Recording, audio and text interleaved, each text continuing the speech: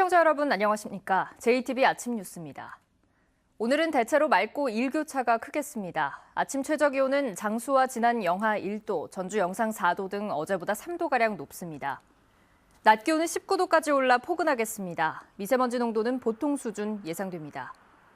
내일은 오후부터 비가 시작돼 모레 아침까지 최고 40mm가 내리겠습니다. 당분간 기온은 평년과 비슷하거나 조금 높고 일교차 큰 날씨가 이어지겠습니다. 군산항 방치 폐기물 소식 앞서 여러 차례 전해드린 바 있죠.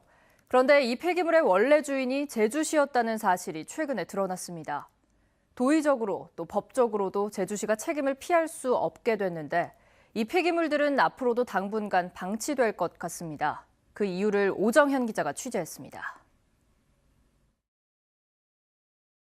평택항에 쌓인 컨테이너, 필리핀으로 불법 수출하려다 반송된 쓰레기가 한가득 담겼습니다.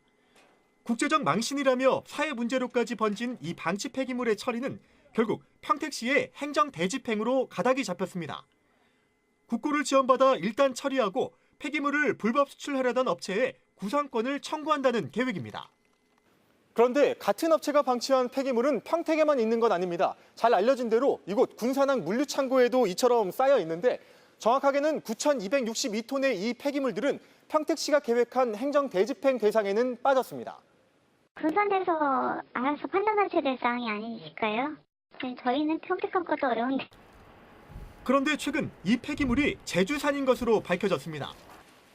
제주시가 위탁한 폐기물이 제대로 처리되지 못하고 평택과 군산 등에 방치된 건데 관리감독 부실의 도의적 책임은 물론 법적 책임도 제주시가 져야 한다는 지적이 뒤따릅니다. 현행법이 불법 폐기물의 처리 책임을 배출자가 일정 부분 지도록 정하고 있어서입니다. 제주시는 직접 처리할 수는 없고 치우게 하겠다고 말합니다. 군산항 있지 않습니까? 처리를 해야 되는 부분이라서 그 업체가 이행해주면 다행이지만 안 하면 법적으로 벽이 갈 수 없다. 하지만 이런 압박이 효과가 있을지는 미지수입니다. 이미 검찰 수사를 받고 있는 해당 업체가 처리 의지나 능력이 없는 것으로 알려졌기 때문입니다. 끈질기게 법적 대응을 이어가던 평택시가 결국 대집행으로 가닥을 잡은 이유입니다. 군산시는 제주시가 직접 대집행에 나서야 한다는 입장입니다.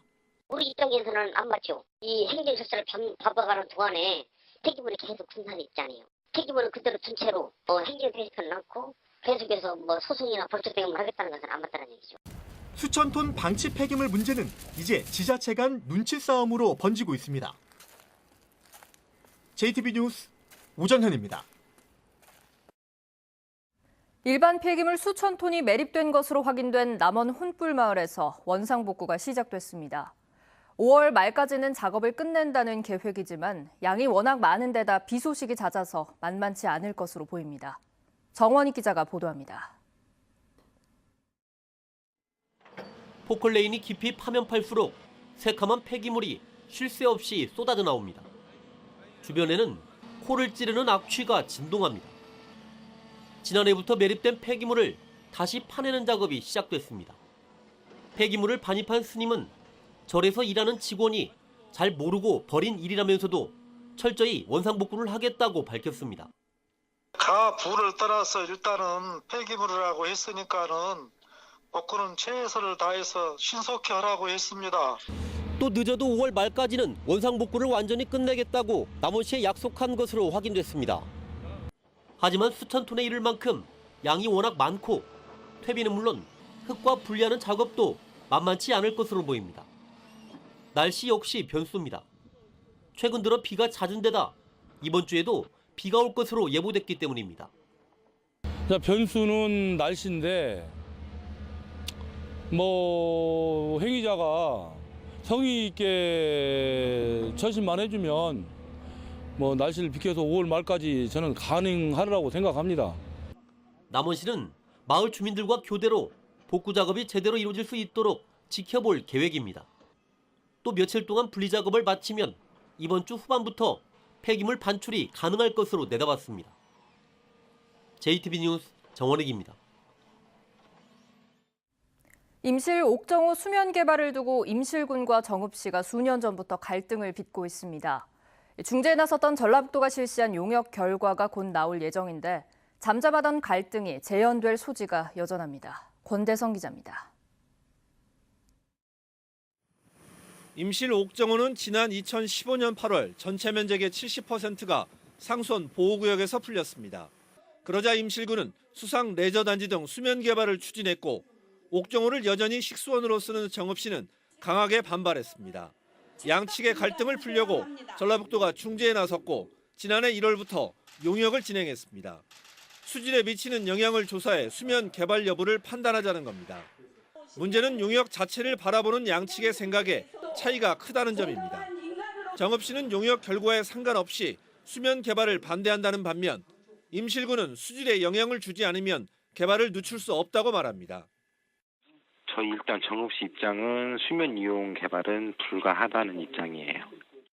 없다고 나온다고 하면 저희는 더 이상 이제 지연을 할 이유가 없는 거죠. 벌써 지금 4년째가 돼가 버리는데. 전라북도는 이를 의식한 듯 중앙부처 협의 등을 이유로 지난 1월 용역을 일시 중지시키기도 했습니다. 전라북도는 예정보다 2달을 넘겨 이르면 이달 말 최종 용역 결과를 내놓을 예정입니다. JTB 뉴스 권대성입니다. 환경미 화원들은 주로 어두운 시간에 일하기 때문에 사고 위험에 늘 노출돼 있습니다. 정부가 미화원들의 안전을 위해 작업 시간을 낮으로 변경하도록 권고하고 있지만 당사자들은 달갑지만은 않습니다. 그 이유가 무엇인지 현장의 목소리를 주혜인 기자가 들어봤습니다. 어둠이 깔린 새벽, 환경미화원이 쓰레기 더미를 수거 차량에 싣습니다. 골목을 돌며 수거한 쓰레기는 청소차가 가져가기 쉽도록 큰 도로 한쪽에 모아둡니다. 사고 위험 이런 것들을 많이 느끼셨나요? 네, 그러죠. 그냥 확실히 볼 수가 없으니까 좀 그런 거 있는데. 오전 8시, 청소차 옆으로 차량들이 줄지어 지나갑니다. 분주한 출근길에 혹시나 방해되진 않을까 쓰레기를 수거하는 손길이 분주합니다. 승강장 앞 쓰레기는 버스가 오지 않는 틈을 타 재빨리 쓸어 담아야 합니다.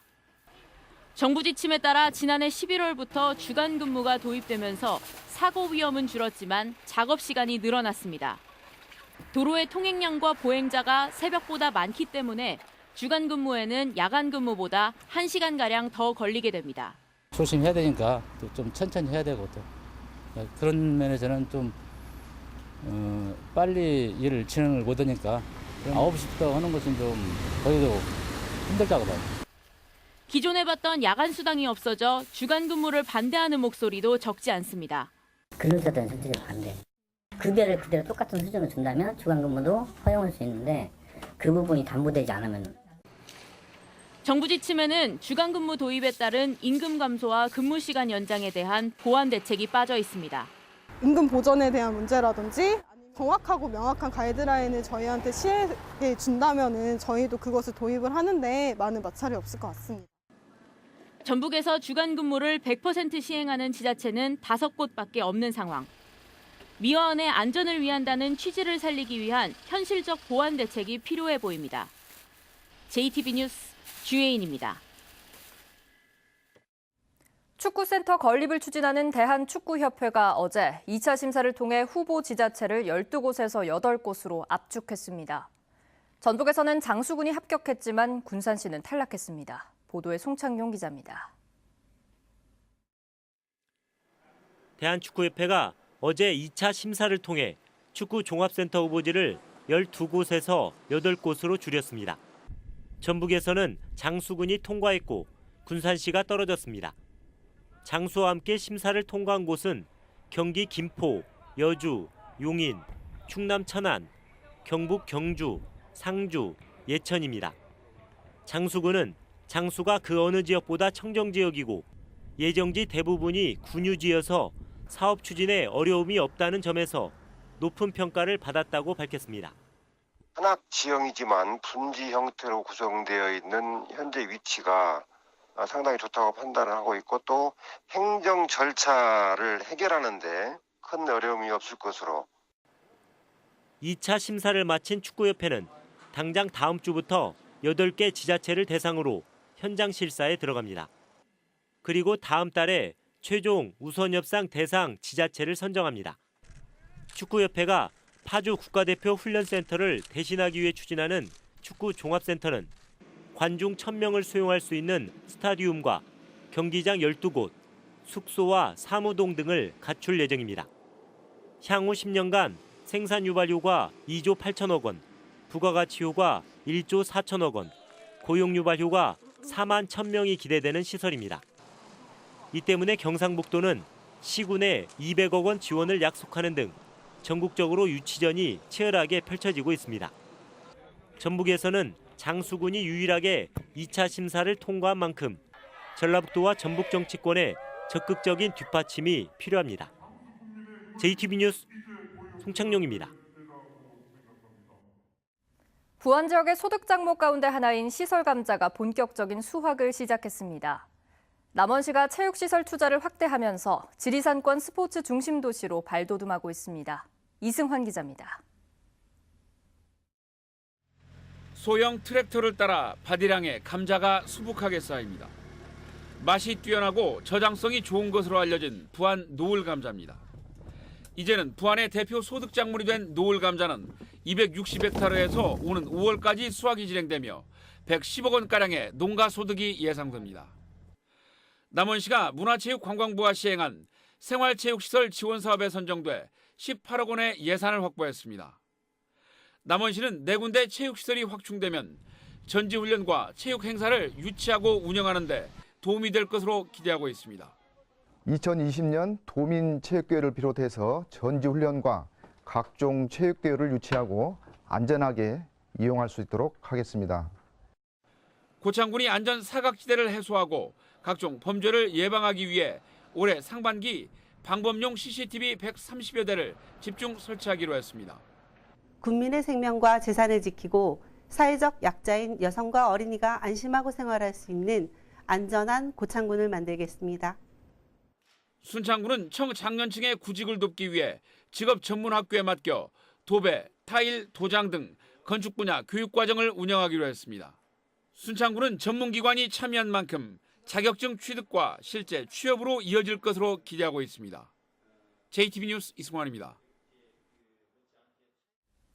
첫 공기업 인사청문회를 앞둔 도의회가 도민들의 기대에 부응할 수 있도록 최선을 다하겠다고 말했습니다.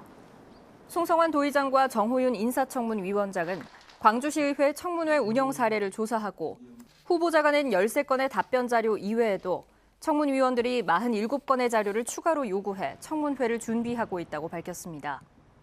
송성환 의장은 또 업무 능력과 달리 도덕성 검증을 비공개로 진행하는 데 대해 집행부와 논의해 제도를 도입하는 과정에서 부득이하게 일부의 의견을 수용하고 대신 대상 기관을 늘렸다고 설명했습니다.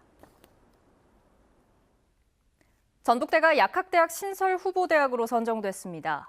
교육부는 전문가로 구성된 약대 선정 평가위원회 1차 심사 결과 12개 신청대학 가운데 전북대와 제주대, 한림대를 약대 신설 후보대학으로 선정했습니다. 교육부는 후보대학을 대상으로 이달 중 현장 실사 등 2차 심사를 진행해 약대 신설대학과 배정 인원을 최종 결정할 계획입니다. 정읍 구절초 테마공원 교량공사 비리 의혹을 수사하고 있는 경찰이 정읍시의회 A 의원을 불구속 기소 의견으로 검찰에 송치했습니다. A 의원은 업체 선정 과정에서 편의를 봐주는 대가로 수백만 원의 금품을 수수한 혐의를 받고 있습니다.